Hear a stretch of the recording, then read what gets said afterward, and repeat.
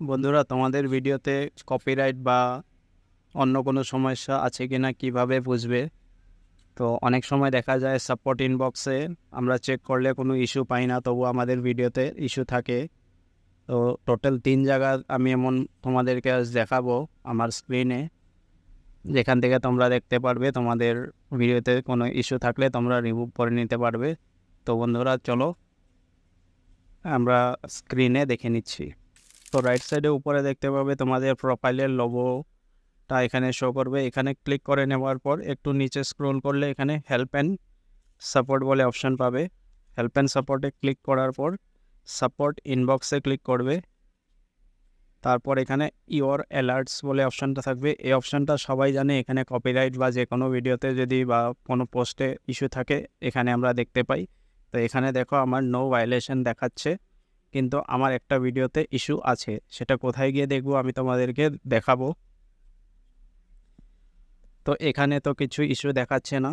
এরপর একটা অপশান আছে, তোমরা এখানে লেফট সাইডে প্রোফাইলে ক্লিক করে সি ড্যাশবোর্ডে ক্লিক করে নিলে একটু নিচে যাবে।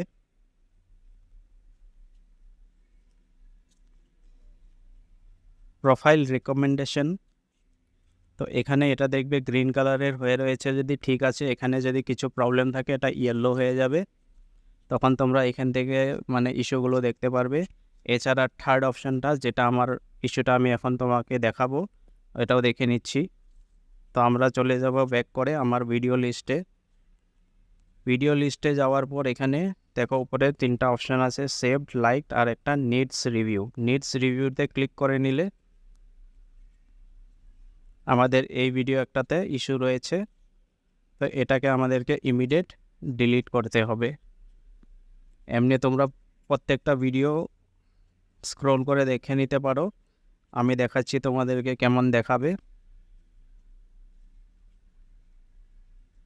এই যে এই ভিডিওটা ছিল, ভিডিওর ওপরে দেখবে একটা স্পিকার টাইপের সিম্বল আসবে, তার সাথে ক্রস থাকবে।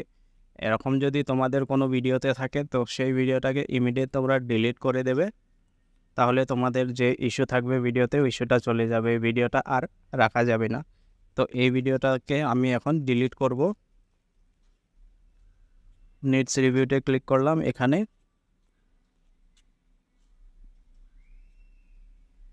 এই ভিডিওটা আমি একটা রিমিক্স করেছিলাম, তো এই ভিডিওটা আমি ডিলিট করে দিলাম।